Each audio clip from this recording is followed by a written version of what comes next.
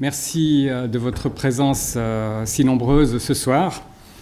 Et je m'appelle Cyril Veillon, je dirige l'espace d'exposition Archizoom ici à l'EPFL. Je suis très heureux de vous accueillir pour la conférence de l'architecte Mario Botta dans le cadre de notre exposition Habiter la modernité.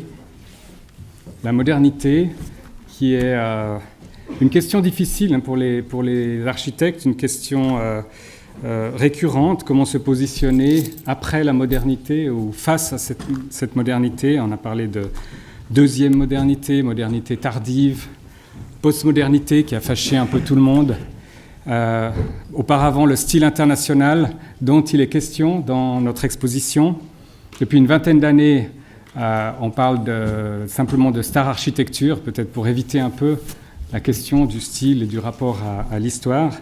Et ces réflexions émanent de cette exposition qui a été réalisée par Salvatore Aprea et l'équipe des archives de la construction moderne de l'EPFL, et qui, pour le musée de Grandi, à Corzo, qui est, elle, vous voyez qu'elle est encore visible exactement 10 jours, et elle prend place dans une villa moderniste, une des premières habitations modernes du bassin lémanique, construite par Alberto Sartoris, et qui nous a permis de nous concentrer sur le thème de l'habitat, qui sera également le thème de la conférence de ce soir. Et c'est avec ces questions en tête que je me suis adressé à Mario Botta, parce que je pense qu'il est l'un des rares architectes qui a su inscrire son architecture, et je dirais l'architecture en général, dans le grand mouvement moderne jusqu'à aujourd'hui. Pas simplement en réaction ou en imitation, mais en créant autant de ruptures que de dialogues avec l'histoire, avec le site, avec l'existant. Et il nous est apparu qu'il pouvait apporter une contribution essentielle à ce qui nous préoccupait dans le cadre de cette exposition. C'est donc avec un très grand plaisir et un immense merci que nous l'accueillons ce soir à l'EPFL.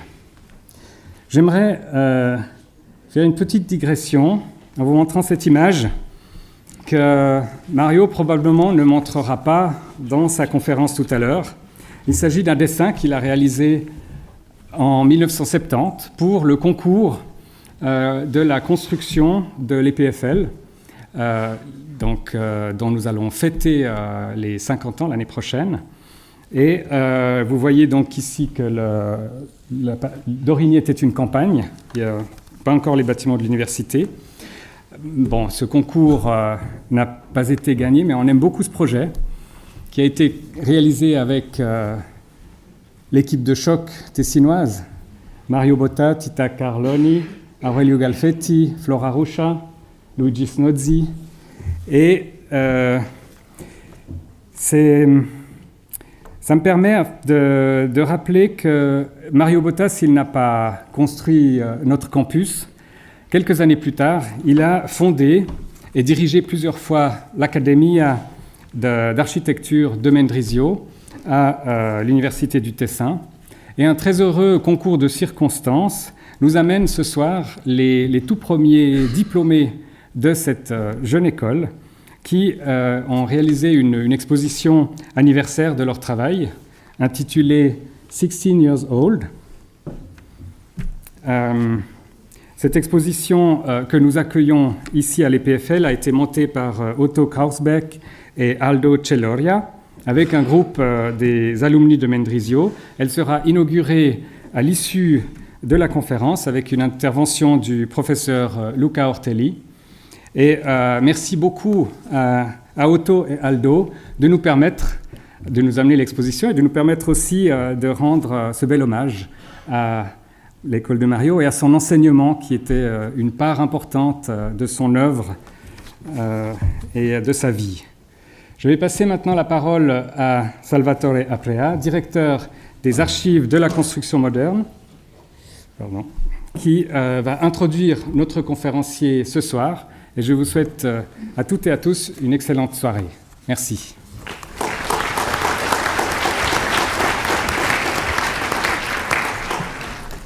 Mesdames et messieurs, bonsoir. Je suis très heureux de vous donner la bienvenue, moi aussi, à la conférence de ce soir donnée par Mario Botta, que je remercie vivement d'avoir accepté notre invitation. Et je suis honoré de pouvoir prononcer quelques mots d'introduction au nom des archives de la construction moderne que je dirige désormais depuis quelques ans déjà. La conférence de ce soir clôt le programme scientifique d'accompagnement à l'exposition Habiter la modernité, Villa du style international sous la rivière vaudoise, qui sera par ailleurs encore ouvert jusqu'à jeudi 29 novembre au musée L'Atelier des Grandi à Corzo. Et je tiens aussi à remercier Cyril Veillon pour son engagement qui a assuré à Habiter la modernité un programme de conférences de très haut niveau. Une exposition donc.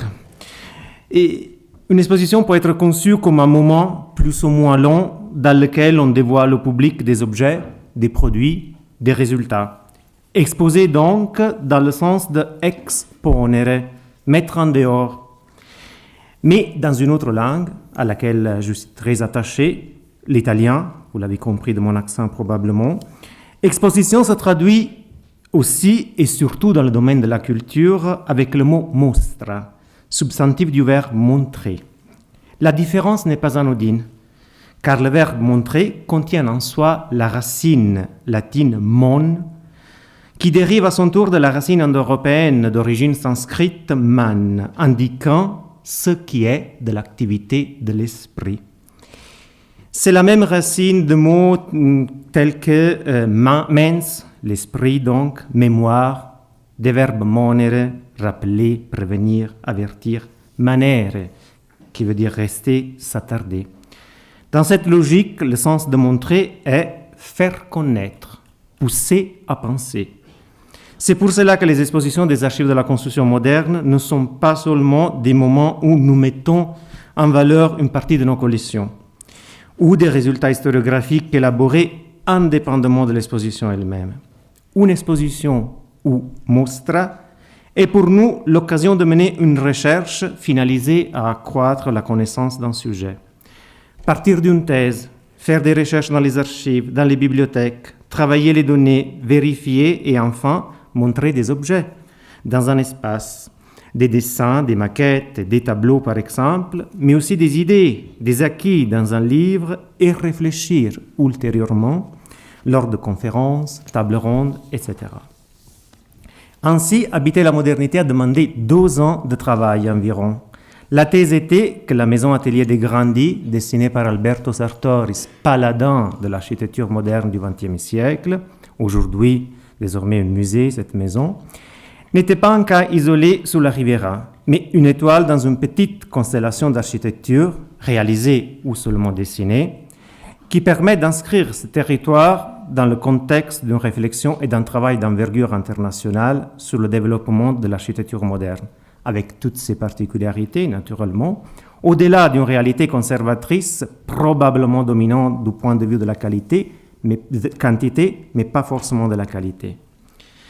Un discours s'est ainsi construit presque par soi-même. Il est introduit par les premiers appels avant-gardistes au renouvellement de l'architecture lancé par l'architecte Camille Martin, qui déjà en 1913, depuis Lausanne, évoquait l'avènement d'un esprit nouveau et incitait les architectes à suivre l'exemple des ingénieurs en mécanique, concepteurs de paquebots et de voitures.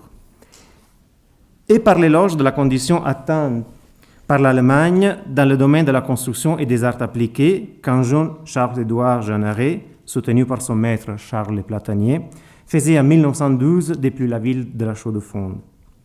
Pour continuer ensuite avec l'événement révolutionnaire de la construction de la maison dessinée par Le Corbusier pour ses parents au bord du lac Léman en 1924, et avec de nombreuses expériences d'Henri Robert von der Meulle, Jacques Cornat, René Bonnard, Alexandre Ferenczi, jusqu'à la construction de la maison Atelier des Grandi par Alberto Sartoris, qui, par ses différentes versions, un véritable exercice de style vers une rationalisation accrue de la composition architecturale. On constate ainsi à quel point la culture architecturale en Suisse romande s'est nourrie de la culture architecturale des pays voisins, mais aussi qu'elle a participé au processus de développement de l'architecture moderne du XXe siècle. Cela a été lu à travers le prisme du concept de style international élaboré par Henry Russell Hitchcock, qui, de manière courageuse, déjà en 1929, en interprétant l'esprit de son temps et du temps à venir, revendiquait la formation d'une nouvelle esthétique de l'architecture à partir de changements techniques et sociaux, et théorisait la permanence de la nouvelle esthétique au-delà des nécessités strictement imposées par la fonction et par la construction.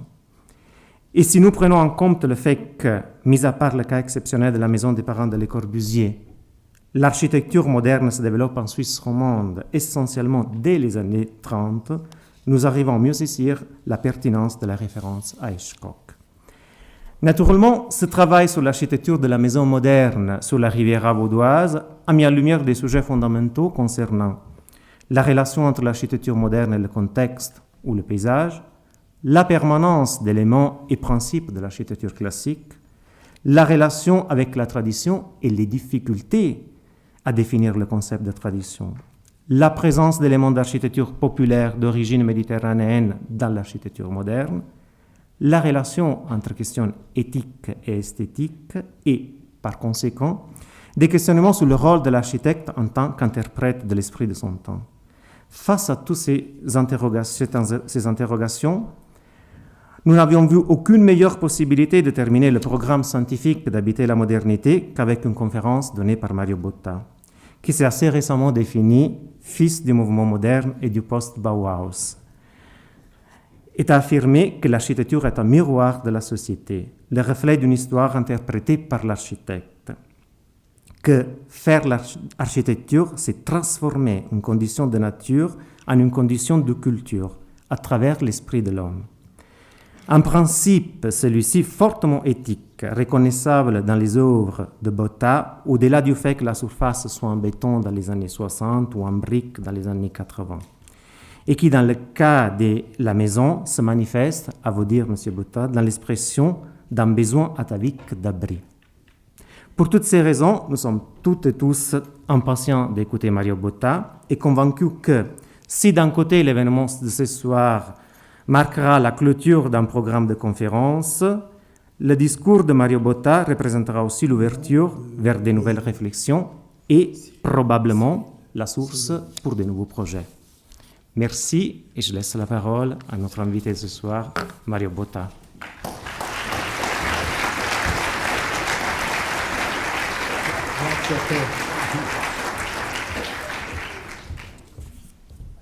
Bien, alors, merci à tous, merci à Cyril Veillon et merci à notre ami qui m'a introduit ce soir.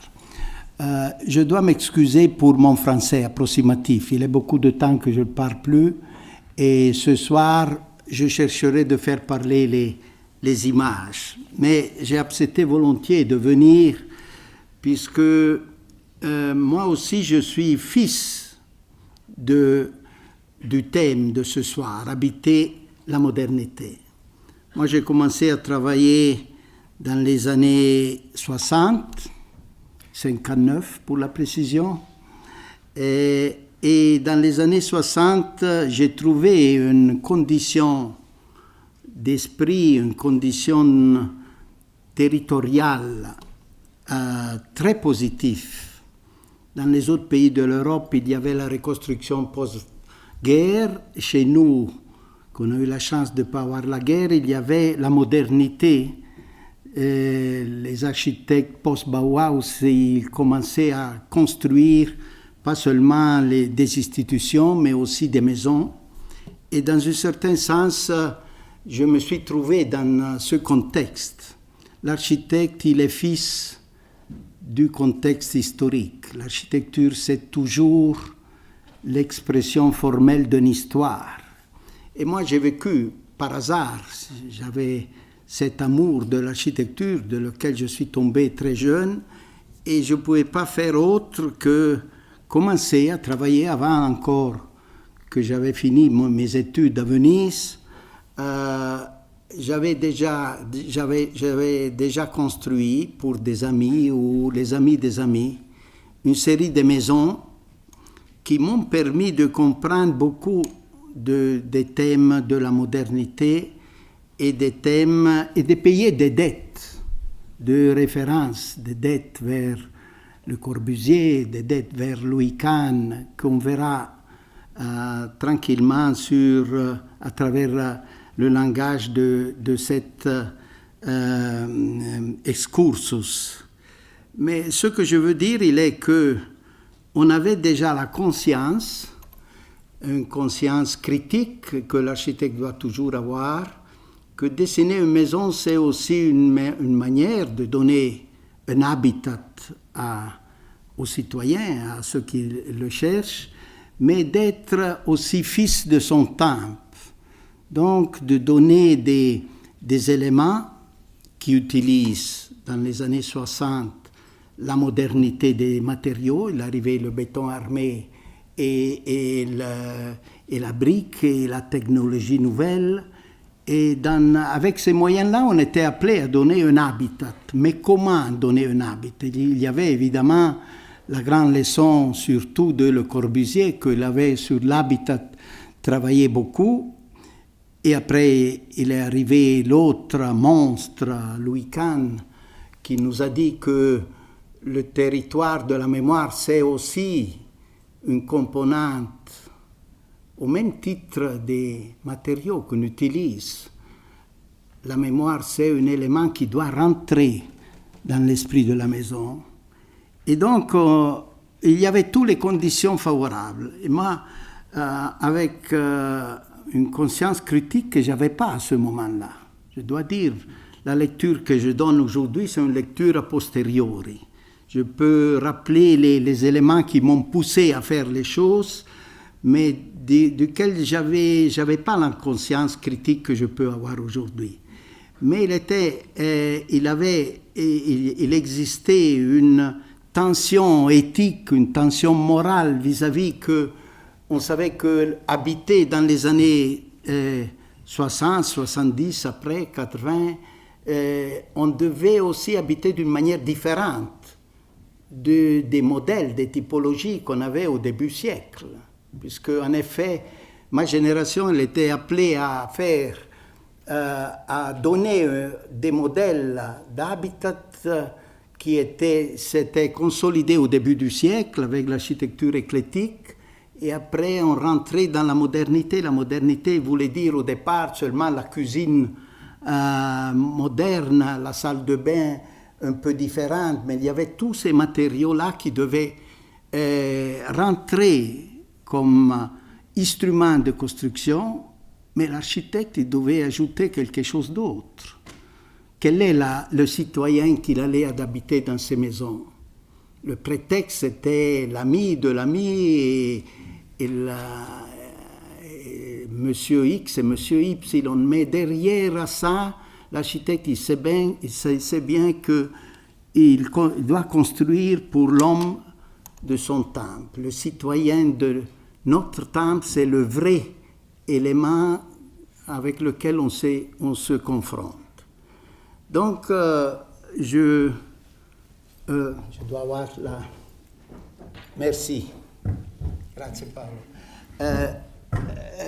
Je ferai une excursus sur ces petites maisons, assez rapide. J'ai porté beaucoup des images, mais je chercherai d'insister sur qu'est-ce que sont les valeurs qu'on introduit avec cette modernité. Alors, la première maison, c'est une petite maison à Stabio, dans un contexte, comme vous voyez, c'était une périphérie urbaine. Et c'était une modèle qui était rien d'autre que la cellule de Le Corbusier transformée dans une maison. Vous voyez deux éléments, murs parallèles, quelques éléments comme un objet à réaction poétique, pour utiliser les mots de Le Corbusier, et l'installation d'une cellule en duplex avec un plan libre d'entrée et de service, le premier plan pour le jour et le deuxième plan pour l'organisation de la nuit. Et ici, vous voyez la coupe, c'est comme une sorte, aujourd'hui je dirais un hommage à Le Corbusier, mais c'était une vraie reprise du langage en béton de Le Corbusier, comme une étude. Au lieu, moi j'avais des amis à Venise qui lisaient les théories de Le Corbusier. Et moi je disais comment ils sont bien ces historiennes, ils sont des noms qu'aujourd'hui on a fait l'histoire, par Francesco Dalcor, Cacciari comme philosophe. Et moi je n'arrivais pas à lire de cette manière analytique la pensée. Et alors on lisait les images, on allait voir les réalisations de Le Corbusier. Et on a commencé à faire ces éléments-là, et tout de suite après, dans les années 80, un autre maître que j'ai eu la chance, toujours à Venise, de rencontrer, Louis Kahn, et j'ai interprété, si vous voulez, à la manière de Kahn, encore un habitat avec les 3 étages encore, un grand vide au milieu, une structure évidemment très différente de la typologie de Le Corbusier qu'on avait vu en précédence. Et aussi le langage, comme un exercice sur une possible typologie à la Louis Kahn, qui avait toute cette grande paroi en briques de verre, qu'il y avait des grands trous qui faisaient la terrasse vers la vallée, et la structure, je dirais, du langage, c'est comme un exercice du langage autour de la poétique de ces 2 grands maîtres. Après, un petit pause, ça c'est un projet des années 72, arrive à San Vitale. J'ai fait cette maison qui peut-être c'était, vue à distance, c'était celle qui m'a donné plus de conscience, puisque ce n'était pas un hommage direct au maître que j'ai eu, et c'était une maison pour un ami qui était aussi un peintre, mais il était aussi une maître d'école. Et alors c'était une maison dans une forêt. Aujourd'hui on ne pourrait plus bâtir, il y a tout autour des arbres et une forêt, avec une situation intéressante puisqu'il était sur le lac, vers le lac en bas, ici, avec 200-300 mètres, il y a le lac de Lugano. Et alors la maison, il est devenue, de manière plus radicale de les maisons avant, complètement autonome. Un geste bâti, une géométrie construite qui recueillait les différents étages, duquel on parlera après, de l'habitat à l'intérieur, avec un petit escalier qui organise les différents étages. Et si vous voyez les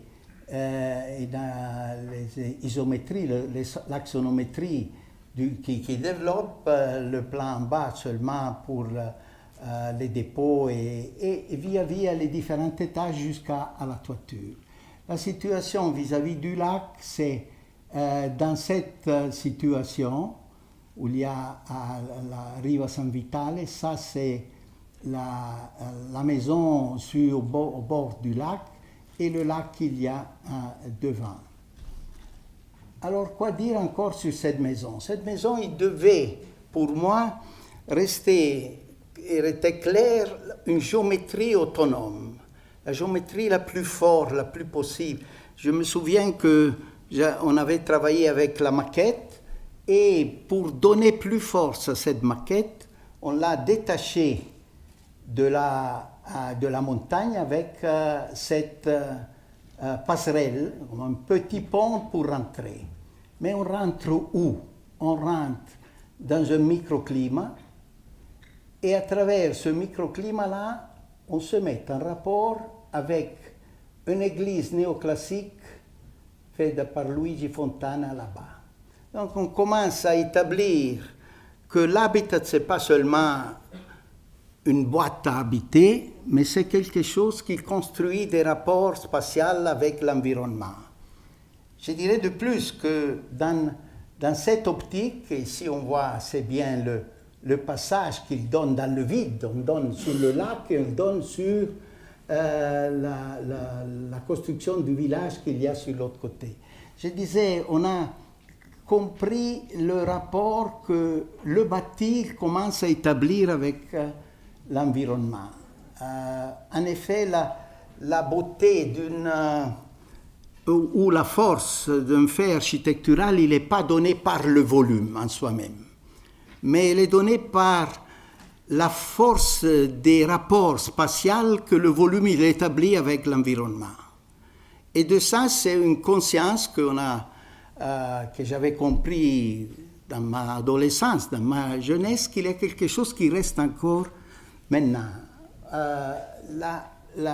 La beauté d'une architecture, elle est donnée par le rapport spatial qu'il établit avec l'alentour et pas quelque chose en soi-même. Ce n'est pas une sculpture, ce n'est pas un objet autonome. Et alors vous comprenez qu'on casse tous les raisonnements autoréférentiels, puisque si l'architecture il commence à dialoguer, il n'y a plus ce problème de l'objet en soi-même. L'objet, il devient quelque chose qui doit établir et doit enrichir le paysage qu'il y a tout autour. Brièvement, à l'intérieur de ce volume, il se crée un microclimat à l'intérieur qui est encore protégé par la toiture et par le périmètre, mais il est à l'intérieur d'un volume. C'est comme une maison, on verra qu'on fait des expériments différents, un peu différents avec des autres typologies, comme s'il existe une maison d'été et après une maison qui embrasse, qui est une maison d'hiver à l'intérieur. Et ça, je dois dire, il a été déterminé par des raisons même pratiques. Je me souviens que le client, ça c'est une maison qui a coûté 200 000 francs à ce moment-là, et le client, il avait des soucis puisque des autres maisons, on lui avait dit qu'il rentre l'eau par les fenêtres. Non, les fenêtres, on le tient en retrait. Tu ne dois pas avoir des problèmes puisqu'on fait un microclimat. Et indirectement, on savait que c'était une manière pour reproduire ce qu'il avait fait les vieux.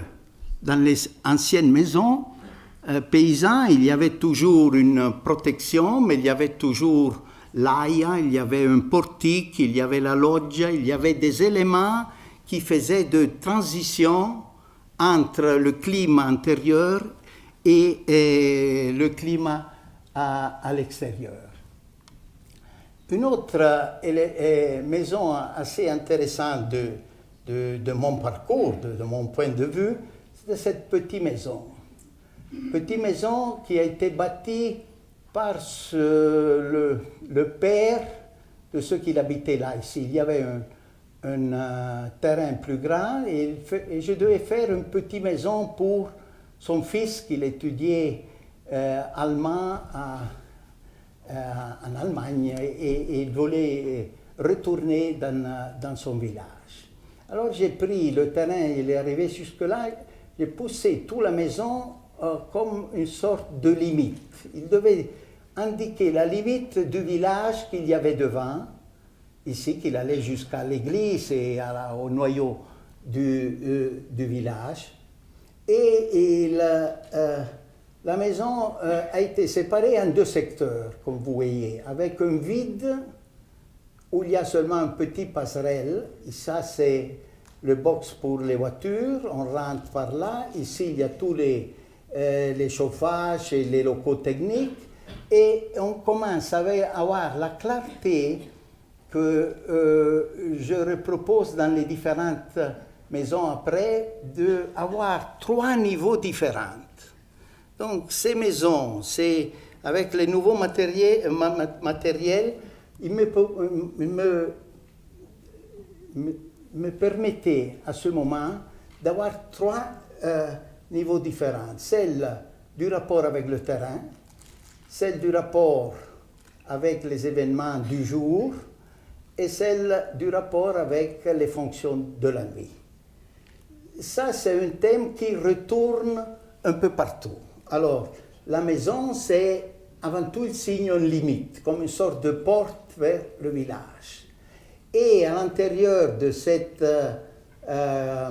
limite, qui est une sorte de mur, de porte, il y a l'attitude de travailler ces trois différents niveaux, celle de l'entrée, celle du premier étage et celle du deuxième étage à nous.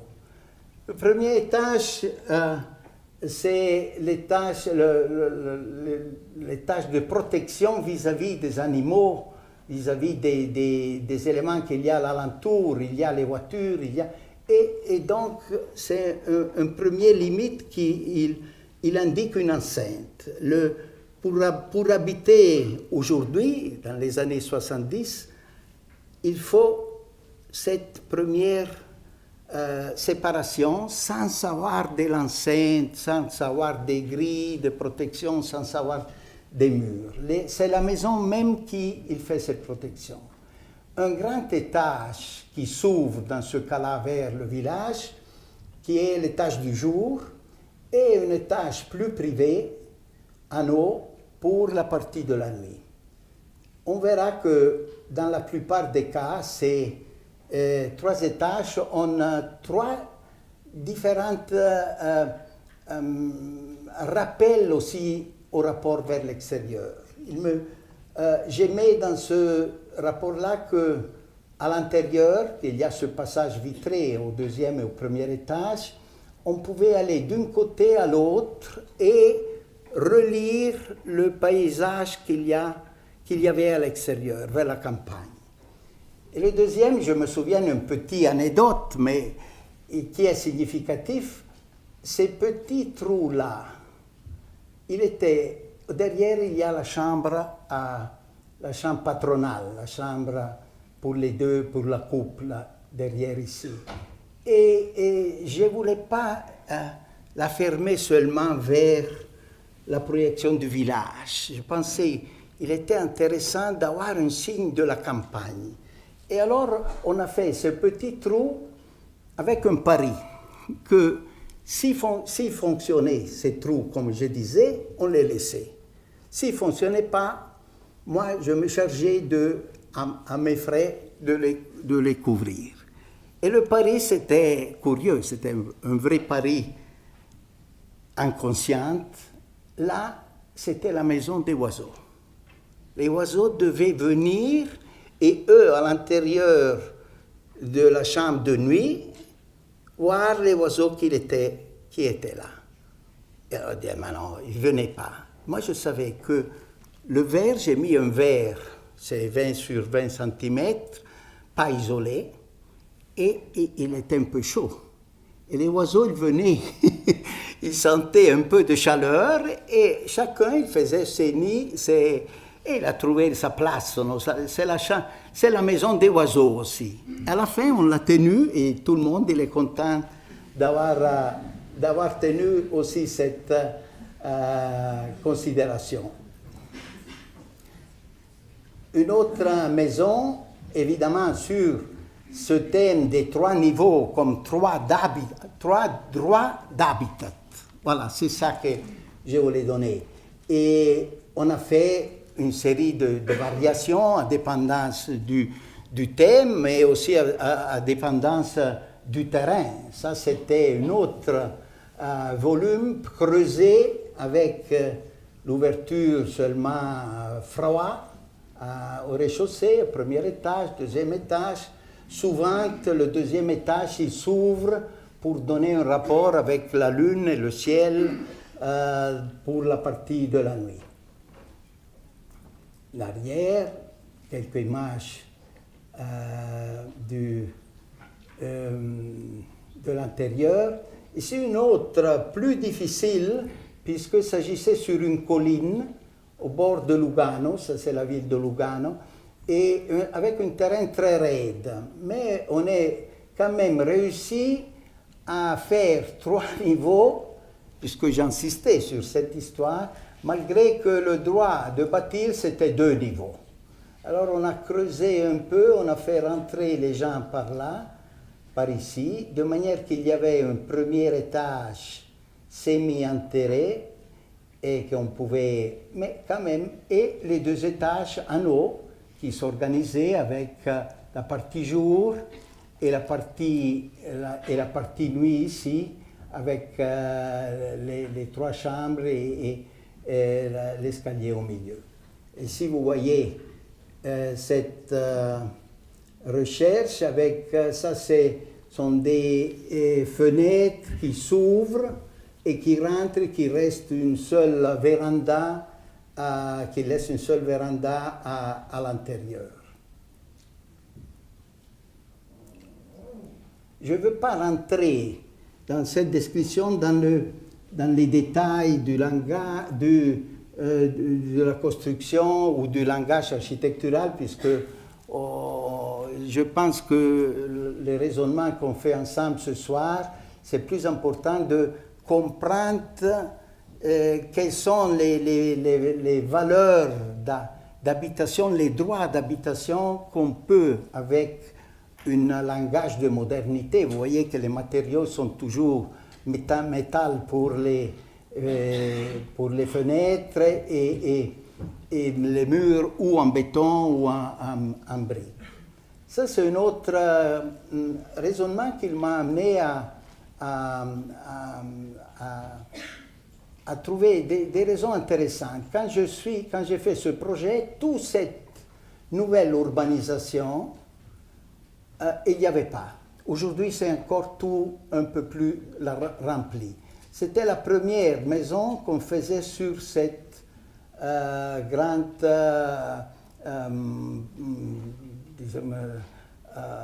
lot avec tout coupé, qu'il y a le pire que vous pouvez penser, puisqu'il n'y a plus de réactions sur les côtés, et les maisons ils sont comme des objets.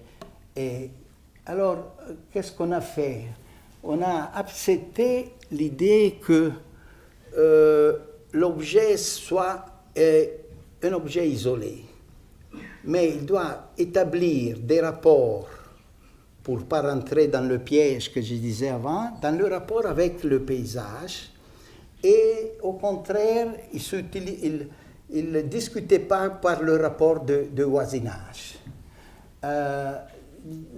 J'ai organisé la maison sur 3 étages, encore le plan, le rez-de-chaussée comme plan de rapport avec l'intérieur et l'extérieur, un portique ouvert, la grande terrasse et ouverture sur la terrasse de la partie jour et la partie nuit il pouvait profiter de ce lanterneau qu'il coupait en 2 la maison. Et pour donner cet effort, je me souviens, ça c'est pas une maison pensée avec le plan rond. C'est un plan carré arrondi. Je ne voulais pas donner des façades contre des autres façades que je ne savais pas qu'est-ce qu'il arrivait. Et alors, pour échapper à ça, on a réduit les façades à un périmètre d'un cercle. Mais l'effort, c'était, je veux pas, je sais pas. Et là, il arrive la maison sans signification, puisqu'on ne connaît pas comment ils vont la mettre. Alors, je veux faire quelque chose qui donne un rapport fort avec le paysage. Et le rapport fort, c'est le rapport, comme j'ai dit, au premier étage. Alors, vous avez l'horizon. Là, il peut y avoir des maisonnettes partout. Je m'en fous. Le rapport que je cherche, c'est avec le village qu'on voit au fond, ou le rapport avec le ciel, où je ressens les éléments cosmiques qui rentrent dans la maison. Dans ce sens-là, cette maison, il m'a beaucoup aidé à clarifier ces idées d'un rapport spatial avec l'environnement. Mais quel environnement? Je ne voulais pas les maisons tout près dans ces lotos d'une urbanisation pénible. Je voulais les choses importantes.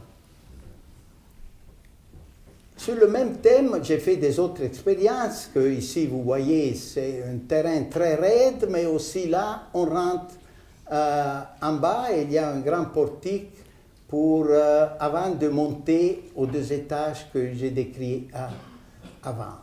Et quelquefois, la terrasse, on peut la ouvrir, elle devient un véranda quand il est fermé.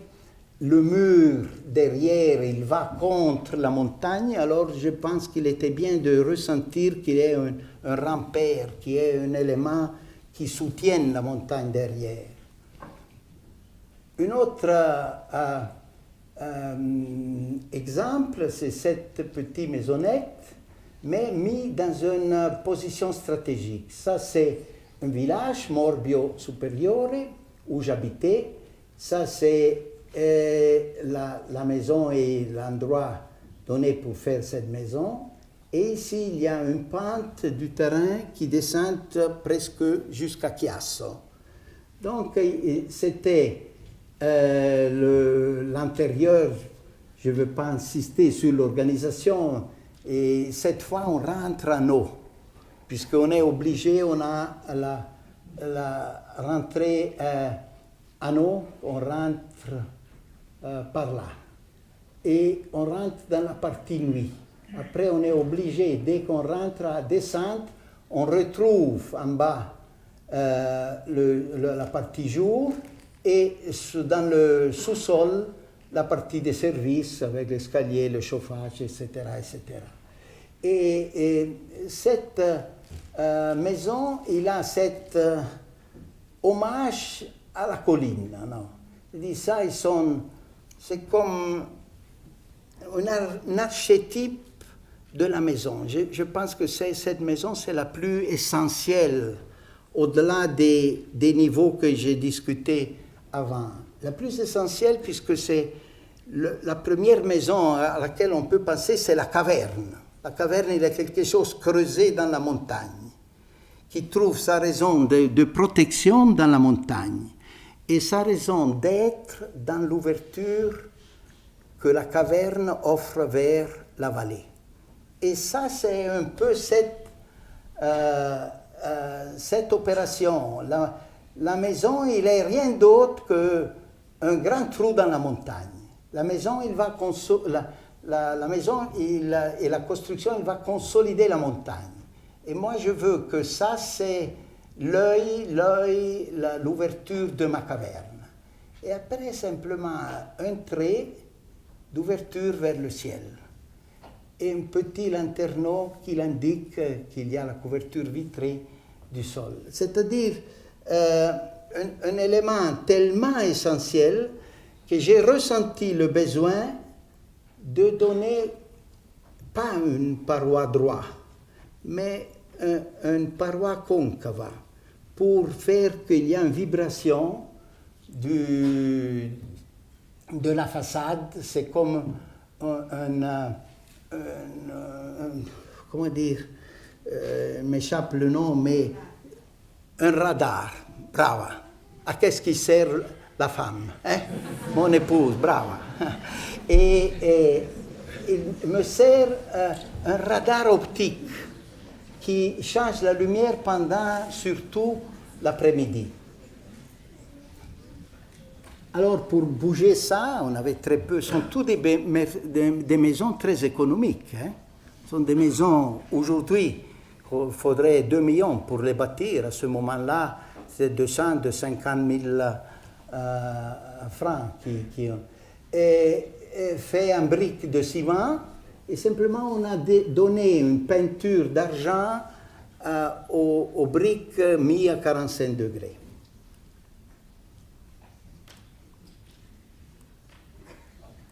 Breganzona, c'est plus complexe. Quand l'architecte il a un peu plus d'argent, ça c'était un médecin qui faisait la maison, il avait un peu plus d'argent, alors on a tout de suite fait une maison plus complexe, mais une recherche encore dans la même direction. Ça c'est une maison double, une maison qui veut être une maison d'été, puisqu'il y a l'entrée, le portique ici, la partie couverte du portique, une terrasse, et après aussi, à nous, vous verrez un belvédère. Donc une série d'éléments de prolongement de l'habitat intérieur, mais froid. Et après, comme une grande femme qui t'embrasse, la maison d'hiver à l'intérieur. Et il est né cette maison. La maison d'été sur l'espace vide, sur l'espace où il n'y a pas la construction, et l'espace, au contraire, qui embrasse et qu'il y a surtout la partie couverte, la partie hivernale du bâtiment même. À nous, pour un acte de gloire de l'été, on a fait un petit escalier ici qui monte, et il y a aussi cette belvédère à nous qui on peut, c'est l'apologie de l'été. Voilà, on peut rester bien pendant l'été. La partie d'entrée, le séjour au premier étage, toujours. Et ici, vous voyez le petit escalier un peu acrobatique qu'il faut pour arriver jusqu'au belvédère à nous.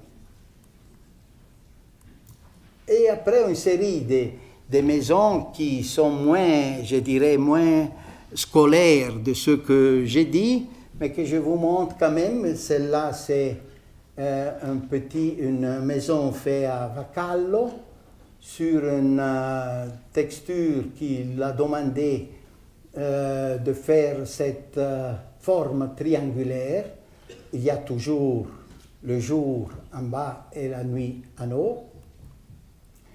Un grand portail, puisque ici il était obligatoire d'avoir 2 étages pour le règlement. On ne pouvait pas tricher et avoir le 3e niveau sous terre, et donc alors j'ai prolongé cette portique et il est devenu le système d'entrée.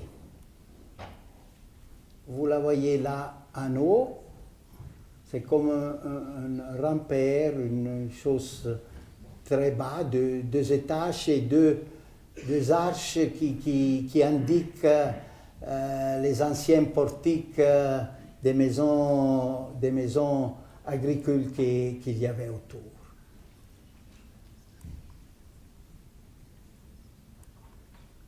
Derrière, le langage il est plus sobre, il n'a pas un dessin, il va se articuler selon l'orographie du terrain.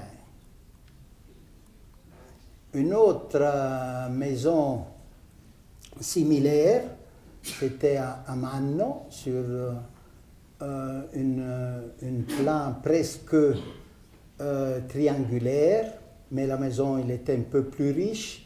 Et alors, on a aussi là, il était obligatoire 2 étages, et on l'a organisé toujours avec des espaces libres, pas seulement dans au rez-de-chaussée, mais sur les 2 étages.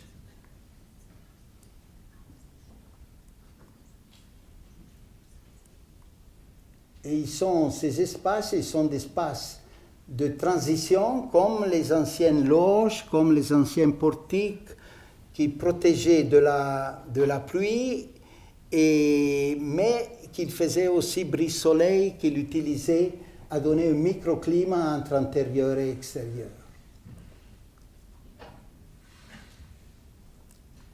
Et après, une autre maison, que pour moi c'était un rêve, puisque ici, une série de circonstances, vous voyez qu'est-ce qu'il y a tout autour, Et j'avais le permis de faire 5 étages. 5 étages, c'était mémorable. Et alors, à l'intérieur de ce volume, que j'ai voulu réduire, faire 5 étages pour réduire la surface vis-à-vis du jardin relativement réduit qu'il y avait autour, voilà qu'il est un cylindre creusé à son intérieur et qui font des terrasses à différentes hauteurs. Donc c'est un jeu aussi plastique, un exercice qui montre un rapport qui va de là jusqu'au ciel dans la partie en haut. Mais le thème, c'est celle de l'habitat, mais on habite pas seulement à l'intérieur, mais avec des grandes terrasses, des grandes loges aux différents niveaux.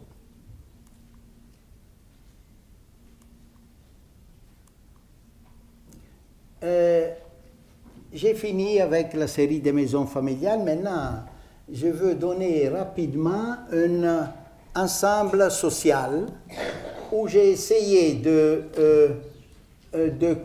combiner les exercices que j'avais faits avec les maisons familiales avec un élément qu'on peut multiplier, donc en série. C'est une série des cellules, des unités de bâtisse qui se répètent et qui donnent un jeu à différents appartements qu'il y a dans toute cette partie. Et il est né cet ensemble d'habitations sociales qu'il a été restauré récemment, mais ça sont des images de l'époque. Quelqu'un avec une partie minérale et une partie végétale d'ensemble. Mais sur ça, je veux vous parler dans les prochains projets. Vous avez eu que ça, on peut l'interpréter comme des maisonnettes en eau et des autres maisonnettes à l'intérieur de la partie plus bas. Et je disais, et l'autre élément duquel je voulais vous parler, dans cette expérience de bâtir la modernité, construire la modernité, c'est une maison encore ici, tout près de Bellinzona, mais c'est exactement comme celle que vous avez vue avant, mais sur un terrain très raide. Vous voyez ici quelle différence il y a entre pratiquement le niveau de la toiture et le niveau de la rue d'entrée. Donc il y a 1, 2, 3, 4 étages. Et la maison qu'on a fait, il est celui-là. Donc c'est un peu un mix des différentes maisons que je vous ai décrites avant. Mais une autre chose aux jeunes architectes, ces gens-là. Moi, j'aime travailler sur le travail déjà fait. Chaque projet, il est fils aussi du projet précédent.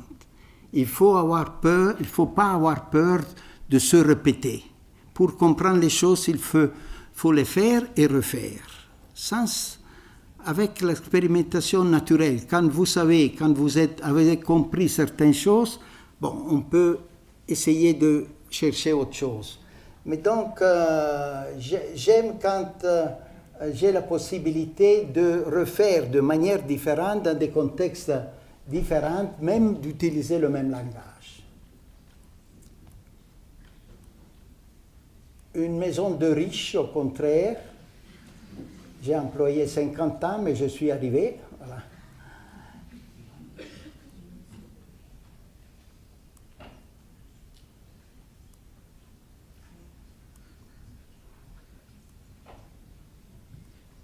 Et une autre maison de riche à côté des maisons, pas des pauvres, mais d'une maison en série. Cette maison-là, elle est tout près de Milan, c'est en Italie. Alors l'idée, c'est d'un grand portique et d'une toiture. Et à l'intérieur, j'ai organisé sur différents niveaux. C'est une maison sur 3 niveaux différents, cet ensemble.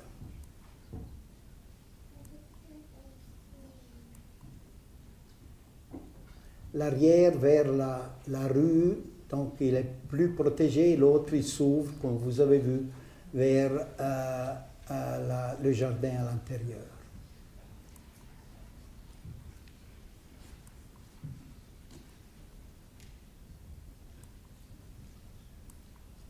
Des maisons collectives, ici, à Monte-Carasso, des maisons très modestes, très économiques, très sociales, comme des logements à l'intérieur d'un espace qui appartient à cette maison, une cour, avec des briques en ciment, toute la construction, mais je voulais donner un petit cours pour les jeux des enfants couverts.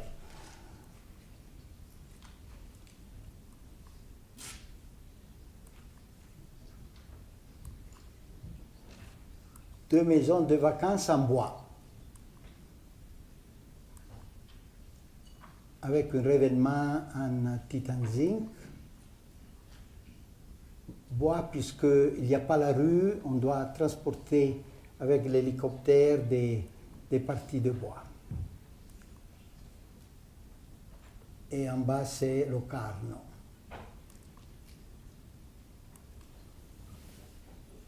Et ça, c'est une autre maison pour des logements, appartements, 14 ou 15 logements faits à l'ozone, qui est celle-là, avec un revêtement de briques, que j'ai voulu tenir des matériaux, puisqu'il est contigu au centre historique de ce village.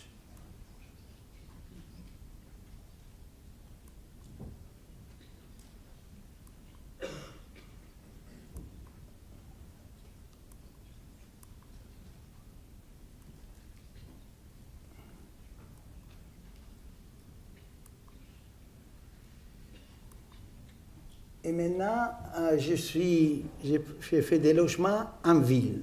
Ça, ils sont après le 2000, donc sont des choses récentes.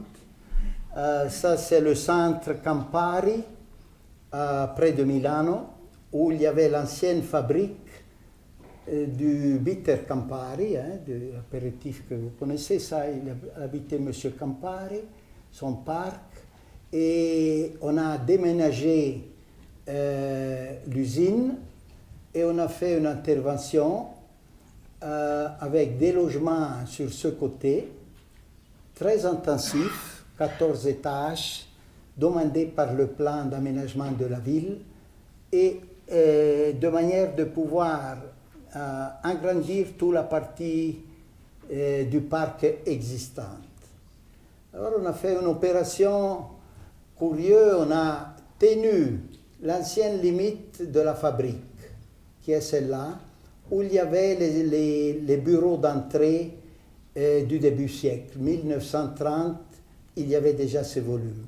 Comme signe de mémoire, d'une histoire, voilà, ça c'était ce qui a donné le départ de tout la fabrique. On a éliminé tous les ailes à côté et on a tenu ça, qu'il est devenu le musée de la Campari. Et après, on a fait avec une autre plan d'aménagement, qui est celle qu'il y a aujourd'hui, avec une grande densité, les bureaux de la Campari et les logements sur la rue à côté.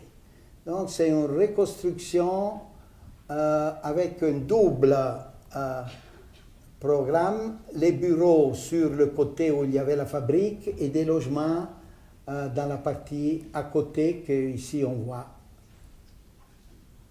Voilà. Et un petit. Et ça c'est le projet de Appiani à Treviso. Il est intéressant puisqu'il y avait une grande fabrique aussi là. Et m'ont demandé là de réaménager toute cette zone qui était une fabrique de cattelles, de céramique. Et c'est une onlus no-profit qui a fait, donc une fondation. Ils m'ont demandé de faire une série de logements, des structures pour la collectivité avec la police, la chambre de commerce, la questura, toute une série d'éléments et une grande salle de réunion pour la partie absidale. Là, de donner des logements qui sont des privés qu'on a dessinés et une grande place libre, qu'on s'appelle place des institutions. Voilà, ça c'est le rapport avec le tissu du 19e siècle de la ville existante. Donc nous on a dessiné une grande place, il y a 2000 places de parcs sous terre. On a introduit l'idée des parfums qui étaient perdus avec une rosetto, sont des roses sur la place. Et à partir de là, il y a des perspectives un peu partout qui donnent un rapport continuel, transversal avec la ville du 19e qu'il y a tout autour. Ici encore la place, une petite chapelle et une grande fontaine qui a été demandée. Ça, ce sont des arbres jeunes puisque c'est seulement 3-4 ans qui a été complété, et le rosetto ici, avec tous les commerces au rez-de-chaussée qui donnent une grande animation à cette place pendant les heures de la journée. Et à côté, intéressant, celui-là et les parties arrière sont des parties de logements. Donc les logements comme devoir, je dirais. Le droit d'habitat, on a un énoncé qui était celle des valeurs cosmiques. Et je pense qu'une habitation doit avoir aussi le devoir de devenir une partie de la ville. Et dans ce cas-là, qui était un tissu urbain, pour nous, il était très important de faire que cette partie des logements qui sont à l'intérieur de là, il y a des grandes terrasses, il y a une partie mixte avec des bureaux, et ici il y a des portiques et une série de services et d'activités commerciales au rez-de-chaussée. Donc, habiter la modernité veut dire aussi être capable de construire un morceau de ville. L'habitat, on ne peut pas le penser seulement comme un habitat en soi-même. Trop des logements qu'on voit autour, on le voit de loin, c'est des logements. Oui, mais et l'alentour, qu'est-ce qu'ils gagnent? Où ils deviennent pas seulement parc, puisque le parc, aujourd'hui, c'est un vide. Qu'est-ce qu'ils deviennent pour la ville? Comment ils se relationnent à la vie des autres citoyens? Voilà. J'ai fini.